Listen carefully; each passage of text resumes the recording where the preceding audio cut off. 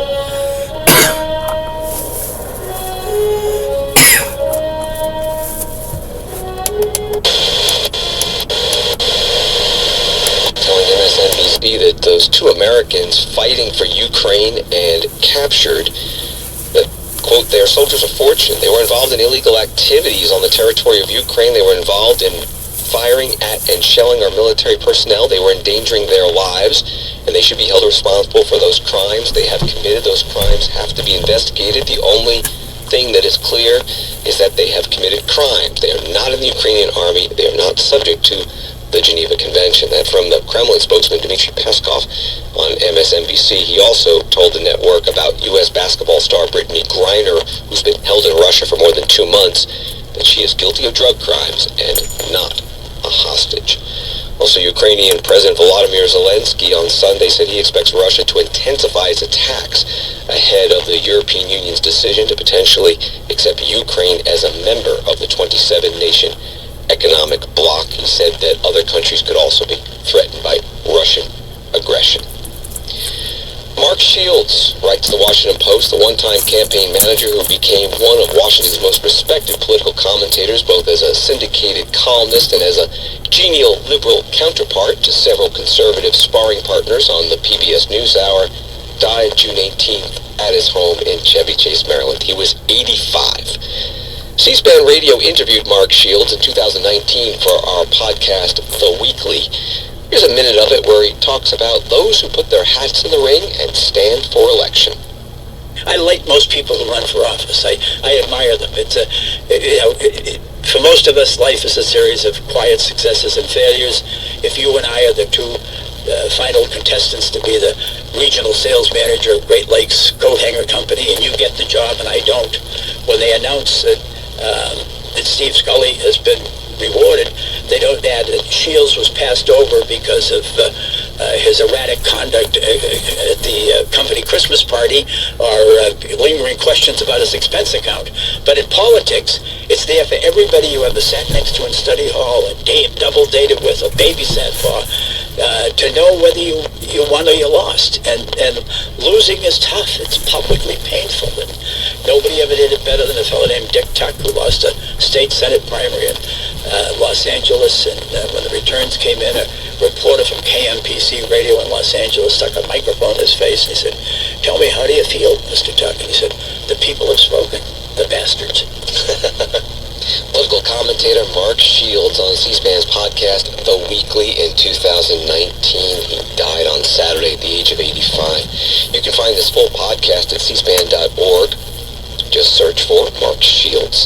David Gergen, who's now a political analyst with CNN, tweeting this: deeply saddened by death of Mark Shields. In our wonderful years together on the PBS NewsHour, he was one of the best partners in the history of television. Thoughtful, witty, always a champion of the little guy. He brought out the best in everyone he touched. Thanks for listening to Washington Today. You can get more of Washington's top stories sent to you every day with C-SPAN's evening newsletter, word for word. Subscribe at c-span.org/connect. Have a good night.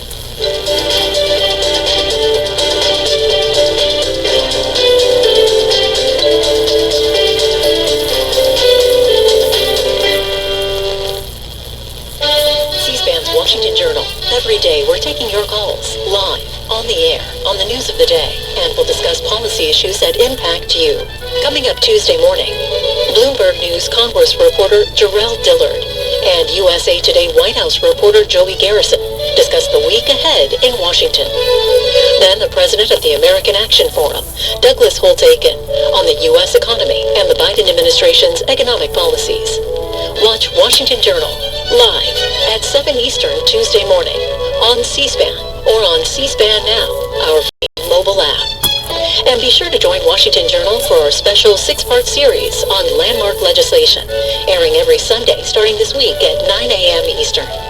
We'll explore landmark legislation that helped shape today's America, including the Federal Aid Highway Act of 1956, Social Security Amendments of 1965, Immigration Reform and Control Act of 1986, the Americans with Disabilities Act of 1990, Welfare Reform legislation of 1996, and the No Child Left Behind Act of 2001.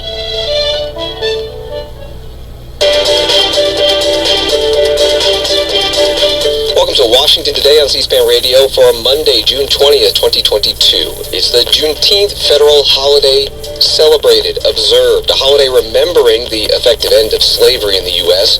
when news of the Union's victory over the Confederacy arrived in Texas June 19, 1865. On this program, we'll hear from Vice President Kamala Harris meeting with students at the National Museum of African American History and Culture in Washington, and also from Virginia Governor Glenn Youngkin at Fort Monroe, Virginia. On the U.S. economy, more questions to President Joe Biden about the looming concern of a recession as he, along with presidential advisors, say it's not inevitable. COVID-19 vaccines for the youngest children, those under 5 years old, on the verge of being administered. This after the weekend approval of the Centers for Disease Control and Prevention. The House and Senate out today for the holiday, but we'll get an update from a Capitol Hill reporter about Senate gun violence response negotiations, and also more hearings this week from the House committee investigating the January 6th attack on the U.S. Capitol. And we begin with the Juneteenth National Independence Day observed. June 19th, Juneteenth, federal holiday created in 2021.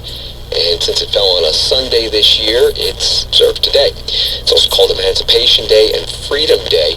We spoke about it with history professor Pernell Joseph from the University of Texas, Austin. Juneteenth is really the day in 1865 when in Galveston, Texas, the community of black people there, and really in all of Texas, are going to hear the news. General Gordon Granger, his order number 3, which is really 3 parts. One, that, racial slavery is over, and now African Americans should do work contracts on the plantations or wherever they are. 2, to remain at the places they are. And 3, to not go to the military encampment. And really, black people only listen to the first part. So it's really less of a story about black people, sort of the 250,000 blacks who are in Texas, who are toiling on plantations, many of whom had been moved from places like Louisiana during the Civil War as places in the South fell.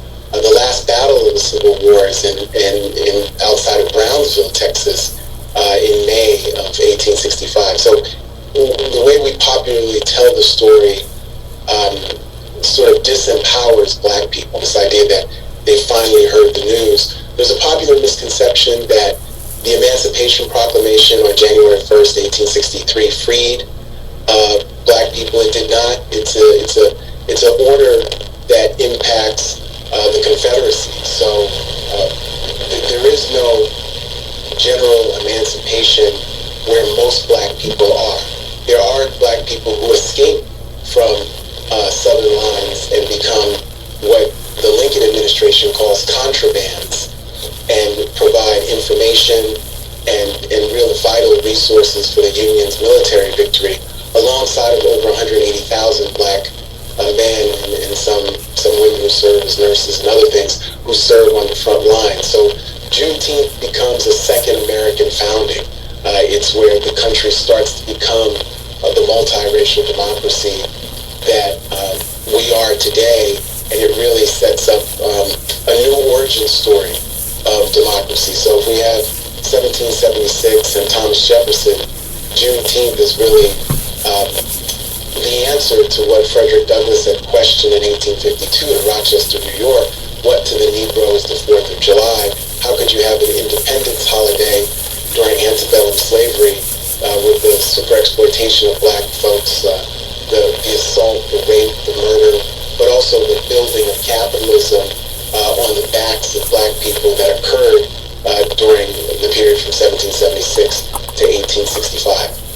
Pernell Joseph, University of Texas, Austin history professor, joining C-SPAN on this morning's Washington Journal. Vice President Kamala Harris, the first African-American Vice President of U.S. history, tweeting, "On Juneteenth, we celebrate the return of what was taken from enslaved black people, freedom that was theirs by birth and right. Let us recommit ourselves to defending our God-given right to freedom and make real the promise of liberty and justice for all." She spoke more about this during a trip today to the National Museum of African American History and Culture in Washington, D.C., meeting with young children there for a Juneteenth celebration. Stay